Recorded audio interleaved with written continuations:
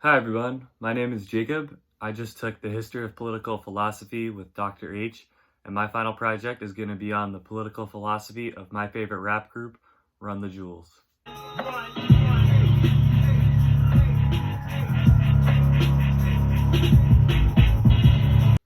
So first, for a little background on our band members, we have Jamie Moline, aka LP from Brooklyn, New York, and Michael Render, aka Killer Mike from Atlanta, Georgia. These guys were at one point underground legends, but have now become a lot more popular because of their socially aware music and their progressive lyrics. Now, these guys are activists in real life too. Killer Mike has done a ton of campaign work with Bernie Sanders, and Bernie Sanders actually introduced these guys at the Coachella Festival a couple years ago, which was an awesome clip, and I'll make sure to throw a link in the description below. Also, Mike spoke at Mayor Keisha Lance Bottom's address to the city of Atlanta following unrest after the murder of George Floyd, which is unbelievably powerful as well, which I'll also throw a comment to a link to in the description. Now, these guys also released their albums for free, and their last album, Run the Jewels 4, instead of having links to buy the music online, what they did was they had links to various anti-racist charity groups, such as the Mass Defend Fund, that were accepting donations in lieu of digital album sales.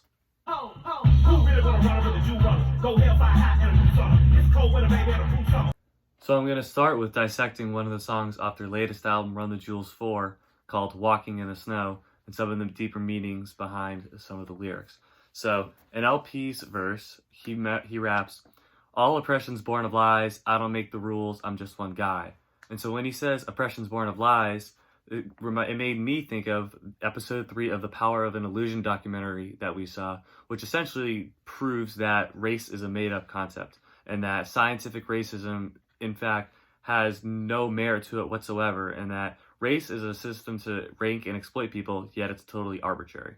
And so then LP goes on to say, "All due respect, if getting spit on, how respect is now defined, hungry for truth, but you got screwed and drank the Kool-Aid, there's a line. It ends directly at the edge of a mass grave, that's their design." And so here he's talking about a cult with the Kool-Aid reference, obviously referencing Jonestown, and then the cult being supporters of a fascist regime. And so then that kind of sets up the following lines when L goes, "Funny fact about a cage, they're never built for just one group. So when that cage is done with them and you're still poor, it come for you. The newest, lowest on the totem, well golly gee, you have been used. You helped to fuel the death machine that down the line will kill you too." And so this introduces the slam at the end. But he says, right now, cages are meant for immigrants and minorities, but LP forecasts that when the group engaging minorities are done with them, it will be the white people who are in support of the oppressors who will be abused. LP brings it all home by rapping, "Pseudo-Christians, y'all indifferent. Kids in prisons ain't a sin? Shit. If even one scrap of what Jesus taught connected, you'd feel different. What a disingenuous way to piss away existence. I don't get it. I'd say you lost your goddamn minds if y'all had one to begin with." And so this brings home everything he's been rapping about so far in the verse. Here he condemns the current administration's use of putting kids in cages and enforcing family separation at the border as part of their zero tolerancy plan. And so he points out the contradiction here because this administration prides themselves on their Christian values, yet these Christian values are explicitly contradicted in their treatment of these immigrants. And so Donald Trump at one point actually was actually quoted in saying, "A Trump administration, our Christian heritage will be cherished, protected, defended like you've never seen before," which I'll throw a link to that video in the description below. But this also relates to an author we read in our class named Enrique Dussel, who in his work, The Invention of the Americas, he talks about the indigenous groups in North America as the explorers came over. And so he mentions how when the conquistadors came over, they sought to spread Christianity, spread Christian values, but yet they raped, brutally murdered, and committed genocide against all the Native Americans. And Sepulveda, who was an influential Spanish philosopher at the time, believed that violence, war, was necessary to, quote, initiate them into Christianity, which, again, just like putting kids in cages, blatantly contradicts these Christian values, which you would assume would be kindness, love, but instead are used for bigotry and violence.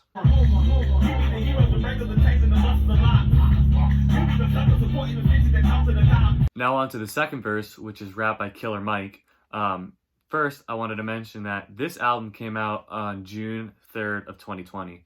Now, just about a week or so earlier, George Floyd was murdered on May 25th, 2020.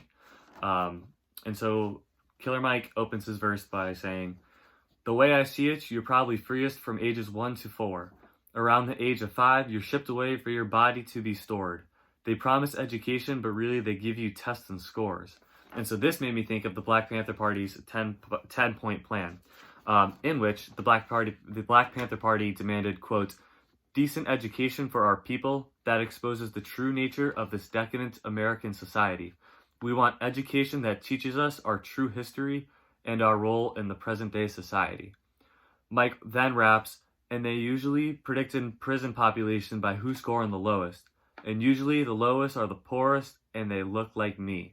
And I took as another reference to the 10-point plan of the Black Panther Party. The Black Panther Party also demanded freedom for Black people who were subject to unfair trials and subject to the prison industrial complex, which preys on poor Black people with less education.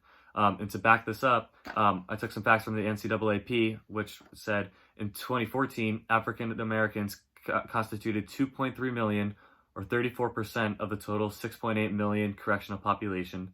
Additionally, African Americans are incarcerated at 5 times the rate of white people. Mike then raps, "And every day on evening news they feed you fear for free. And you, some of them, you watch the cops choke out a man like me until my voice goes from a shriek to whisper, I can't breathe." And so LP revealed that this song was recorded in November of 2019, which was a full 6 months before George Floyd was murdered in May of 2020. And so Mike's lines here really underscore just how sad it is that he's able to write these lines in late last year. And of course, 6 months later, there's another national uprising over police brutality because of just this continuing pattern of police violence towards Black people in America. Mike then raps, "And you sit there and house and couch and watch it on TV. The most you give's a Twitter rant and call it a tragedy. But truly the travesty, you've been robbed of your empathy." And so Mike's remarks about the lack of empathy amongst most people is a larger theme in Run the Jewels, which I'll get to in a bit. But this quote in specifically really made me think of Martin Luther King in his letter from the Birmingham jail, in which he said, "Injustice anywhere is a threat to justice everywhere." And so when you think about what Mike's saying here, he's saying like just your average person is so numb to this violence and maybe at this point just doesn't care or is just maybe not affected as much. And that's what he's saying is just the travesty here, because people have no empathy for Black people and people who are oppressed in America. And so when we think about the title of the song, Walking in the Snow, snow obviously represents white. So Killer Mike and LP here are walking in what I see as a world of whiteness. And so this is really a comment on white power in America specifically, but also in the world. So both family separation and police brutality are examples of white power and something called the racial contract, which we studied. The racial contract was a book written by Charles Mills. And in that book, he mentions that the racial contract is, quote, "a contract between those organized as whites over non-whites, who are thus objects rather than the subjects of the agreement." And so when you think about both family separation and police brutality, both of these interactions are both whites over non-whites in a sense, and it really leads to the oppression of people of color in America.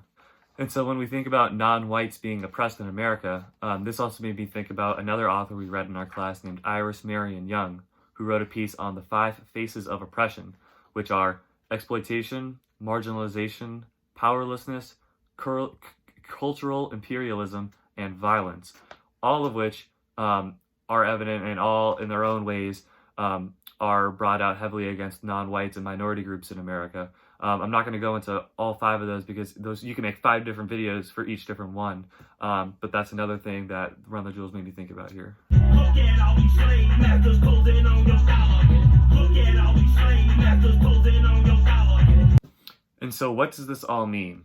To me, the most powerful aspect about Run the Jewels is not only that they recognize and they rap about some of the societal ills that plague our society, but they also encourage their listeners to fight and get out there and mobilize politically. And so some of the larger ideas of their music are to just urge people to be empathetic for those who are not in their specific race, group, or situation. Like I said earlier with Killer Mike, saying that the travesty is people being lack of their empathy. And this group shows that LP is a white rapper from the North, Killer Mike is a black rapper from the South. And so they're two very different demographics, and before Run the Jewels, they made very different types of music. And now they both come together as this really powerful group, and it shows like that they're practicing what they preach and that they're united together for change. Additionally, they state it's the duty of their listeners is to kill their masters, which they say in a lot of their other songs. And when they say kill your masters, they mean just to help fight for your own rights, fight for your own situation, but also fight for those who either can't fight for themselves or need your help, which is unbelievably powerful. And I just respect them immensely for this message.